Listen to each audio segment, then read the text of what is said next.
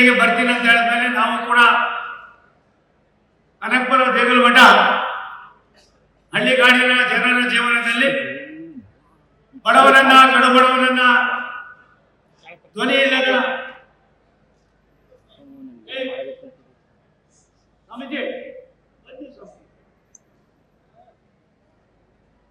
ಧ್ವನಿ ಇಲ್ಲದ ಆಸರೆ ಇಲ್ಲದ ಎಲ್ಲ ವರ್ಗದವರಿಗೂ ಕೂಡ ವಿದ್ಯೆಯನ್ನ ನೀಡಬೇಕು ಅನ್ನೋ ಹಳ್ಳಿಗಾಡಿನ ಜನರಲ್ಲಿ ಪರಮ ಪೂಜ್ಯ ದೇಗುಲ ಮಠದ ನಿರ್ವಾಣ ಮಹಾಸ್ವಾಮಿಗಳವರು, ದೇಗುಲ ಮಠದ ಪರಮ ಪೂಜ್ಯ ಮಹಾಲಿಂಗ ಸ್ವಾಮಿಗಳವರು, ಅವರ ಇದ್ದಂತ ತಪಸ್ವಿ ಉಚ್ಚಪ್ಪ ಮಹಾಸ್ವಾಮಿಗಳವರು, ಅನೇಕ ಪುಣ್ಯ ಪುರುಷರು ಸಿದ್ಧಗಂಗೆ ಪಡೆದ ಪರಮ ಪೂಜ್ಯ ಡಾಕ್ಟರ್ ಶಿವಕುಮಾರ್ ಮಹಾಸ್ವಾಮಿಗಳವರ ಮಾರ್ಗದರ್ಶನದಲ್ಲಿ ಆಶೀರ್ವಾದದ ಮುಖೇನ ಇವತ್ತು ಕರ್ನಾಟಕ ರಾಜ್ಯದಲ್ಲಿ ಶ್ರೀಮಠ ತನ್ನದಾದಂಥ ಕೊಡುಗೆಯನ್ನು ನೀಡಿರ್ತಕ್ಕಂಥದ್ದು ನಾವೆಲ್ಲ ಬಲ್ಲವರಾಗಿದ್ದೇವೆ. ನಾನು ಕೂಡ ಈ ಮಠದ ಒಬ್ಬ ವಿದ್ಯಾರ್ಥಿಯಾಗಿ 66, 67, 68ರಲ್ಲಿ 69, 70ರವರೆಗೆ ಸುಮಾರು 4 ವರ್ಷಕ್ಕೂ ಮೇಲ್ಪಟ್ಟು ಶ್ರೀಮಠದಲ್ಲಿ ಓದಿ ರಾಜ್ಯದ ಅನೇಕ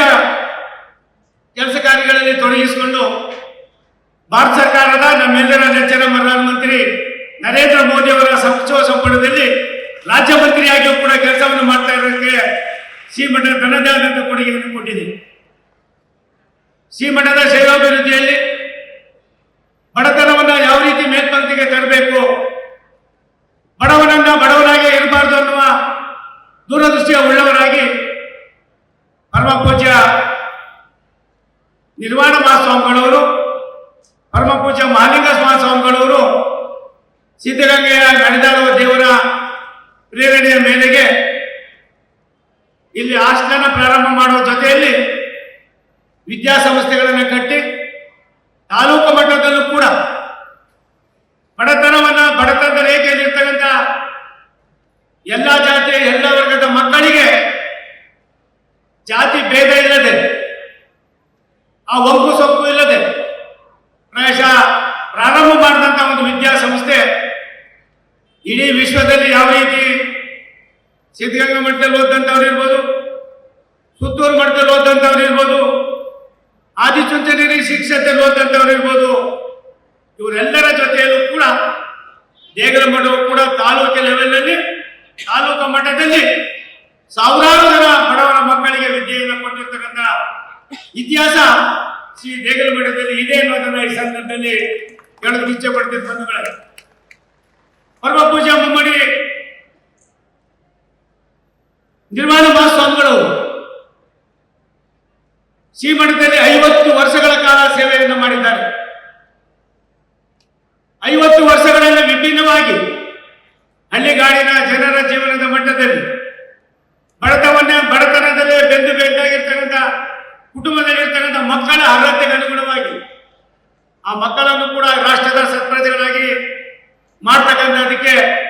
ಶ್ರೀಮಠ ಕೊಟ್ಟಿರ್ತಕ್ಕಂಥ ಕೊಡುಗೆ ವಿಶ್ವದ ಭೂಪಟದಲ್ಲಿ ಸಾಕಷ್ಟಿದೆ ಅನ್ನೋದನ್ನ ಈ ಸಂದರ್ಭದಲ್ಲಿ ಹೇಳಿ, ತಾಲೂಕಿನ ಮಟ್ಟದಲ್ಲಿ ಇವತ್ತಿನ ಪರಮ ಪೂಜ್ಯ ಚನ್ನಬಸವ ಸ್ವಾಮಿಗಳು ಹಿರಿಯರ ಆಶೀರ್ವಾದವನ್ನು ಪಡೆದು ಅವರ ಮಾರ್ಗದರ್ಶನದಲ್ಲಿ ಶ್ರೀಮಠವನ್ನು ಉತ್ತುಂಗಕ್ಕೆ ಕೊಂಡೊಯ್ತಕ್ಕಂಥ ಪವಿತ್ರವಾದ ಕೆಲಸವನ್ನು ಮಾಡ್ತಾ ಇದ್ದಾರೆ. ಒಂದು ತಾಲೂಕು ಮಟ್ಟದಲ್ಲಿ ಇರ್ತಕ್ಕಂಥ ಶ್ರೀಗಳವರಿಗೆ ಅವರು ಲಿಂಗೈಕ್ಯರಾಗಿ ಕೇವಲ 11 ದಿನಗಳಲ್ಲಿ ಸಹಸ್ರಾರು ಜನರನ್ನ ಭಕ್ತರನ್ನ ಪಡೆದಿರ್ತಕ್ಕಂಥ ದೇಗುಲ ಮಠ ಪ್ರಾಯಶಃ ಒಂದು ಕೆಲಸಪ್ರಾಯವಾಗಿ ಕೆಲಸವನ್ನು ಮಾಡ್ತಾ ಇದೆ ಎಂದು ಮಾತನ್ನ ಹೇಳಿ, ಪವಾಡಕ್ಕೆ ಮತ್ತೊಂದು ಹೆಸರು ದೇಗುಲ ಮಠ. ಒಂದು ಕಡೆ ದೇಗುಲ ಮಠ, ಮತ್ತೊಂದು ಕಡೆ ಮರಳೆಗವಿ ಮಠ. ಇತ್ತೀಚಿನ ದಿನಗಳಲ್ಲಿ ಆದಿಚುಂಚನಗಿರಿಯ ಪರಮ ಪೂಜ್ಯ ಶ್ರೀಗಳವರು ಕೂಡ ನಮ್ಮ ಶಾಖಾ ಮಠವನ್ನು ಮಾಡಿ ಅಲ್ಲಿಯೂ ಕೂಡ ಮಕ್ಕಳ ವಿದ್ಯಾಭ್ಯಾಸಕ್ಕೆ ಅನುಕೂಲವನ್ನ ಮಾಡಿಕೊಡ್ತಾ ಇದ್ದಾರೆ. ಒಂದೊಂದು ಕಾಲದ ಹಿಂದಿನ ಕಾಲದಲ್ಲಿ ಮಠ ಮಾನ್ಯಗಳು ಇಲ್ಲ ಅಂದಿದ್ರೆ ಸಾವಿರಾರು ಜನ ವಿದ್ಯಾವಂತರಾಗೋದಕ್ಕೆ ಅವಕಾಶಗಳಿಲ್ಲ ಅನ್ನುವುದನ್ನು ಅರ್ಥ ಮಾಡಿಕೊಂಡು ಪರಮ ಪೂಜ್ಯ ಅಂದಿನ ಮಹಾಸ್ವಾಮಿಗಳವರ ಒಂದು ಕೈಕಾರ್ಯವನ್ನು ಮುಂದುವರಿಸಿಕೊಂಡು ಹೋಗೋದ್ರ ಜೊತೆಯಲ್ಲಿ ಶ್ರೀಮಠದ ಶ್ರೇಯೋಭಿವೃದ್ಧಿಯನ್ನ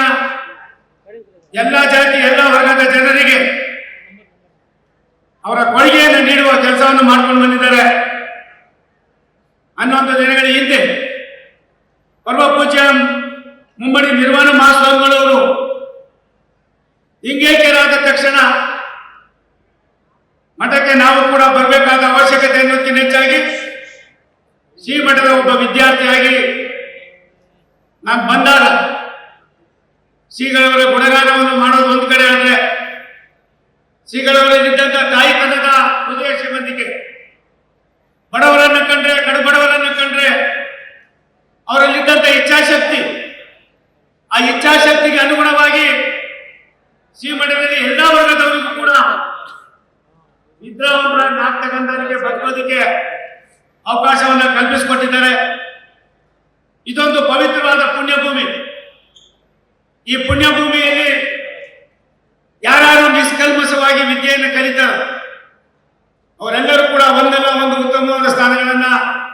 ಅಲಂಕಾರ ಮಾಡುವುದರ ಮುಖೇನ